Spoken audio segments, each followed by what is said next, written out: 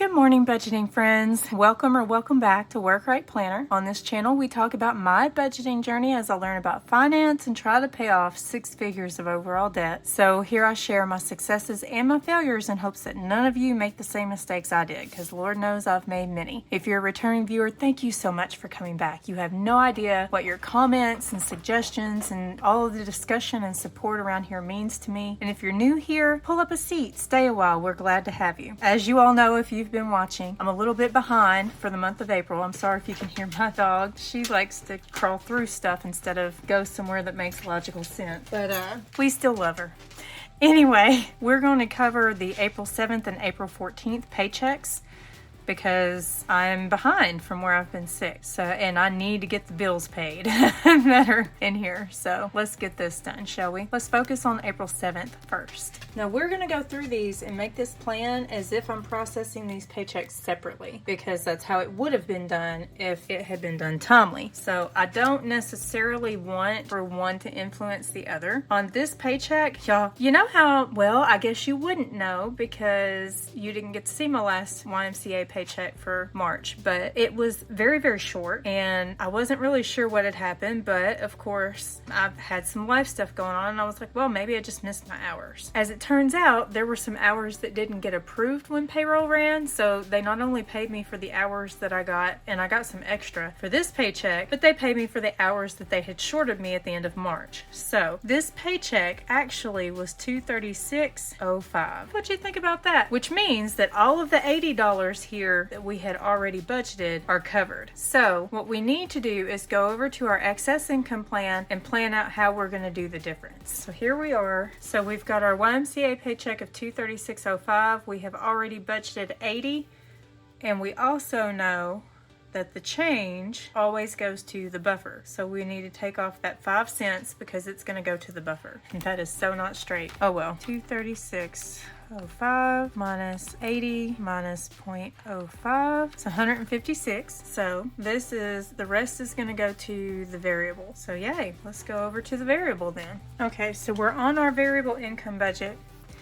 And we're just going to go right down this list because generally I put them in the order smallest to largest, but also in order of importance to meeting what I need to meet for the budget. So like if you'll notice, a lot of these down here are just sinking funds that are holidays and whatnot. Those, the litter robot and all, I can do those or not do those if I absolutely have to. The rest of these really kind of need money in them if I can squeeze it out. So we're going to give Paula her 3. So we'll take that 3 out. We're going to give pet care their 9, and we're just going to go right down the list until we run out of money.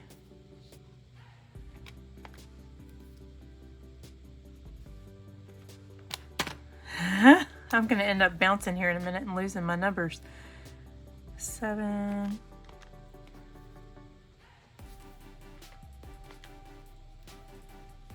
This will be 7. 17, 3,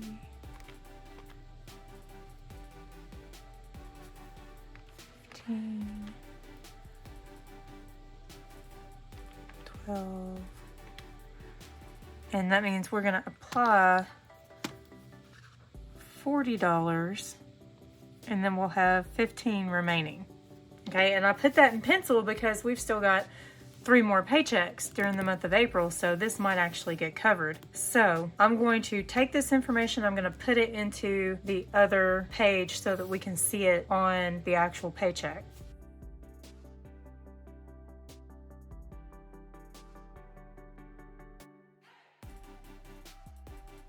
I've moved all those numbers over, and if you notice, like the miscellaneous had 3, it's now 18. So I've got my budgeted 15 plus the 3 that I got from the variable, so that makes 18. Same thing for Mother's Day, got 15, so now instead of 2, it's 17, that kind of thing. That's why I moved this first. And then the rest of this stuff I already know is covered. So I'm just gonna fill this stuff in real quick. That's a 5. And now all we have to do is do the math and make sure that it comes out to 0. And it should. Oh, I forgot buffer. Lord, I'd have ended up with 5 cents too much. 0.5. Okay, so let's do the math here. Okay, so we already know, because we've done the math before, that this adds up to 38. So what we need to do is take our 236.05 minus 38. And that gives us 198.05. Okay, so now we're going to add all of this up. Okay, so that should be 80.05. So if you make that negative and add the 198.05, that leaves you $118 heading into debt and savings, which is what this should add up to. So let's see what that adds up to. Okay, it ended up being 118, which is what we had left. Perfection. Okay, there we go. So that's got all of this money budgeted out, ready to go into the spreadsheet that I keep in my purse, so that I know what to pull out for the cash envelope stuffing.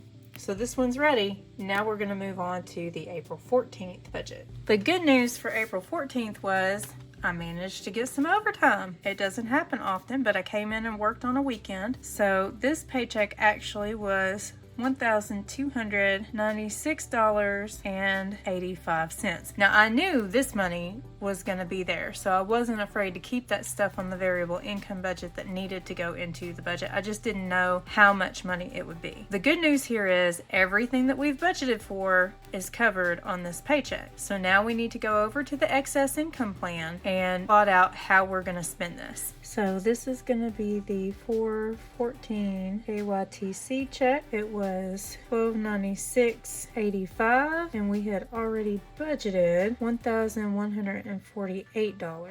And we know that the buffer is going to get that 85 cents. So we have $12.96.85 minus $11.48. Oh, minus the 85. So that's going to leave us $148. That's crazy. Okay. Now, this one's a little bit different because we don't have as much left in our variable income, but we do have to put the rest toward variable income. So let's go do that now. This is our variable income budget, and it looks like the only thing that we have left, everything's been paid except for $15 toward the graduation trip.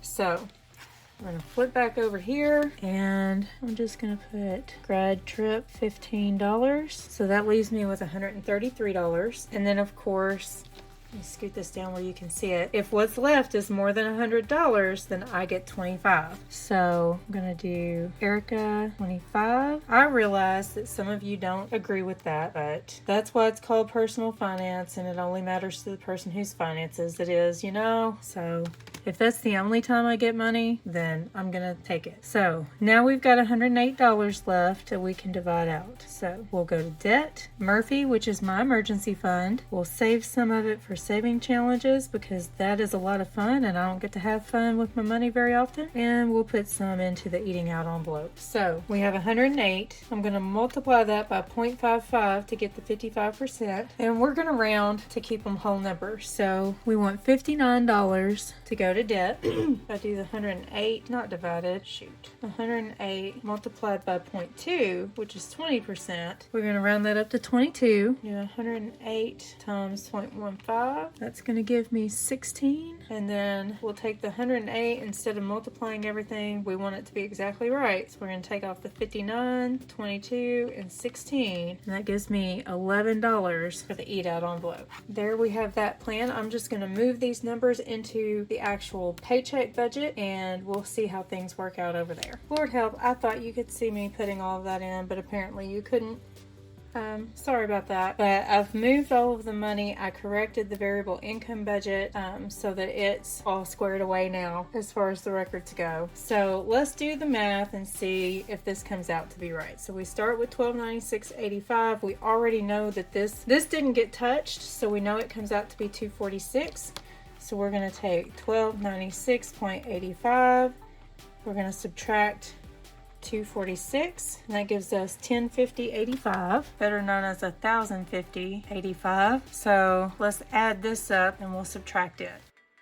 So this is $348.85. We're going to make that negative, and we're going to add of 1,050.85, and that gives us 702 going into debt and savings. So let's add all of this up, and hopefully this comes out to be 702.